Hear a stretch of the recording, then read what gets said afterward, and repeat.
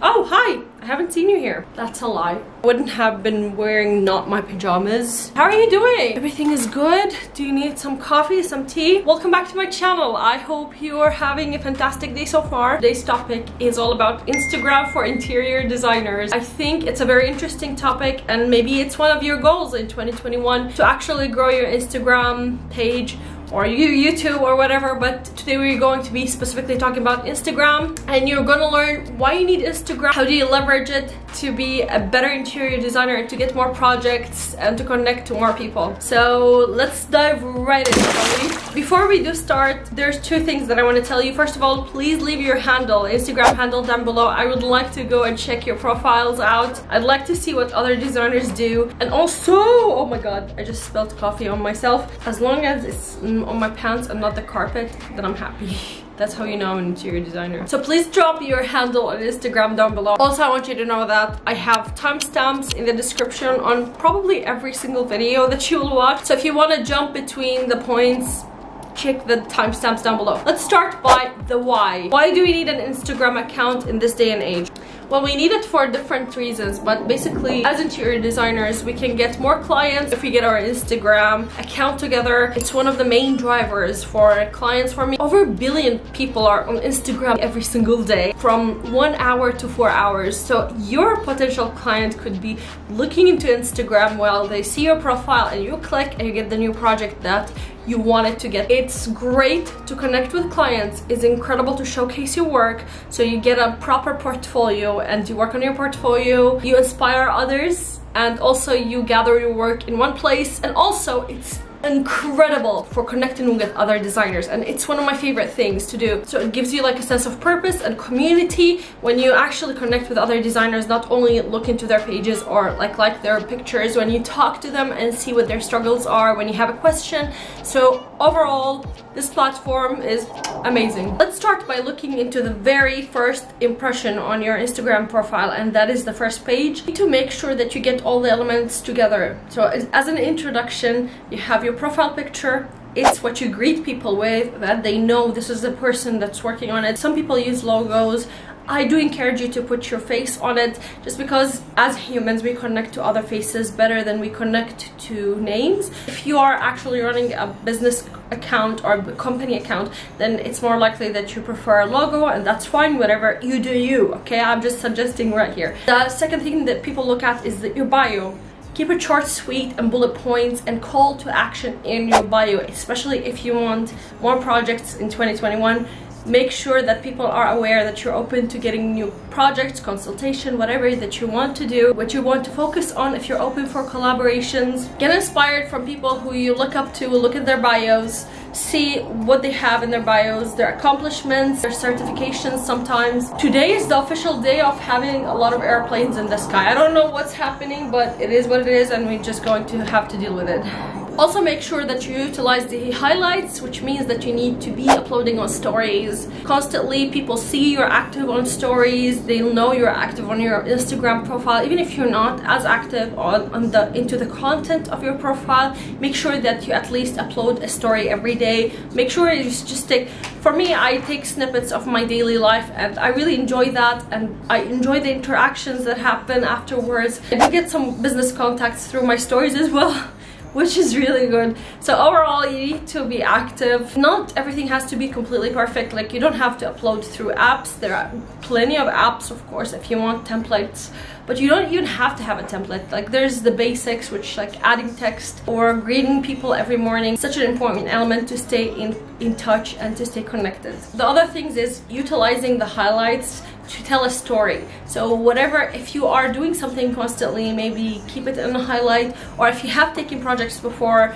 it's a great idea to keep highlight for interior design projects, so people can take a look at it and see how you worked on it, how the process was, what kind of challenges you faced. Now we move on to the thing that people actually care for the most, and that's the content, the posts of Instagram posts. So you probably clicked on this video because of this part, and I'm sorry for the inconsistency in the voice or the picture because my camera's battery died. Here's the part of the video that you're looking for, and that's the content. First of all, you have to understand that individual posts provide different value for you and for your followers, and I want to tell you more about that.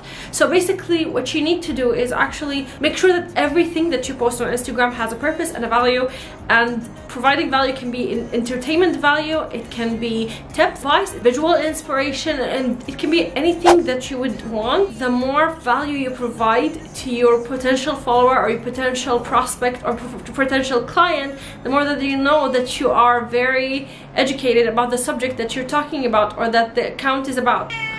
So you provide value by sharing about what you know and how to do things on Instagram. Of course, there's a lot of different Instagram profiles that are interior design. Some of them just share their work, which I think is also a very valid way, especially if you're using your Instagram profile just as a portfolio. But if you really want to grow your Instagram, I think you should create shareable content. And shareable content is basically content that you can share to other people to provide value or to share something about your niche. And for you, your followers would be actually more interior designers than clients, and you want to benefit those interior designers, and also you want to show authority in that field, in that niche. Which gets me to one of the most important points: have a niche. Yes, have a niche in your profile. Make sure that you specialize in something, one thing or another. And I really think that the more you niche down, the more you grow, and the more you attract people who actually will end up wanting to be your clients. Because then, if for example you niche down to a bedroom designer, so you share everything about bedrooms, you're more likely to attract clients who are looking for a bedroom renovation or bedroom design. To take it into another level, if you take a certain interior design style, for example, and then you share mostly contemporary designs or mostly contemporary tips, that's the kind of client that you end up attracting. So make sure that you niche down. Sophie, are you okay? You can get inspired also from Pinterest. Again, do not copy other people's work. I cannot emphasize this enough in any of my videos.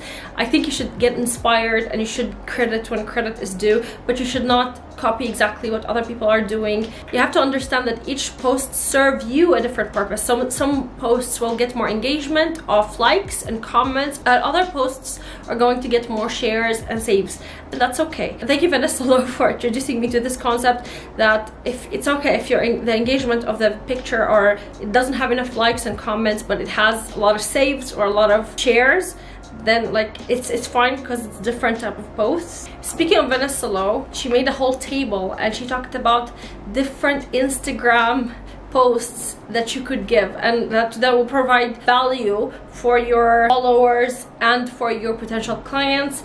And that is, the first column is mindset, niche, branding, content creation, launching, selling, and I would add services as well. I would add portfolio as well. In the row you would add myth, mistakes, limiting beliefs, hot tips, social proof, and objectives. You can cross between, for example, mistakes and niche, and mistakes in content creation, or mistakes in interior design, or even hot tips in mindset of an interior designer. So that is a way, that's a great way to brainstorm for content if that's what you're looking for.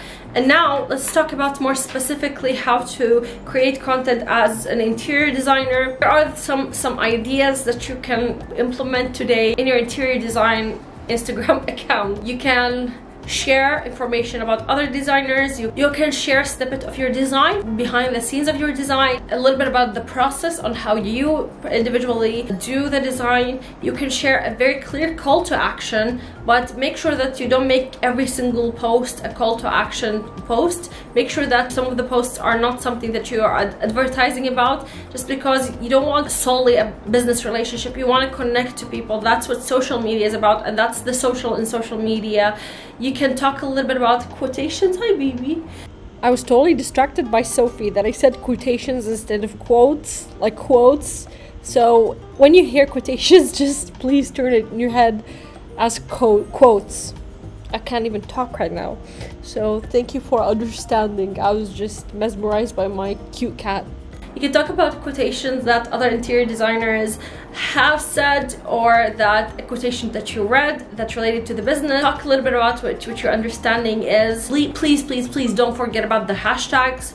Hashtags are incredibly important. You need at least 30 hashtags in each picture that you post, and you need a little bit of consistency in posting. I'm not good at that. I'm giving you the advice what I should be doing, but not what I'm actually doing. And also in each of the hashtags, make sure that it doesn't have a lot of content within the hashtag with a million posts, that you don't want to compete, especially if you're a small account. You don't want to compete with all of those people. You'll want to go into more niche hashtags, hashtags with like 50,000 or less, or you can put like from bigger niches. It can be your lucky shot, but if you want to really like show on other people's feed, then that's a good trick to learn. And to connect more to other designers, what I suggest you to do is actually take on one of the hashtags. For example, hashtag interior designers on Instagram. Go to that hashtag, see the most recent posts, and check what the other people posted, and connect with these people, like and comment and engage with their content, so they engage with yours, and then your account will spread faster. And make sure you keep up with the DMs, by the way. It's very important for us to I'm not good at that either. It's very important for us to actually go ahead and answer every single DM, especially when it's from a potential client, or especially if it's from another designer. You never know if another designer is going to refer you as well. And not everything has to be to our own benefit. Sometimes it's just nice to connect with other people and see their struggles and relate our struggles to theirs. That's one of the most beautiful things about social media, and that it connects people from all over the world. You also need posts that talk a little bit about what you do in clear bullet points form, and that means that it needs to be clear to the other people what kind of services that you're providing these services, and that will get you more clients. And I wish you the best of luck in everything that you do. Please leave your handle down below. Follow me on Instagram, DM me. I will probably answer very late, but I'll try to my best to answer all of the DMs. And me and Sophie hope that you have a great time of the day wherever you are in the world. Goodbye.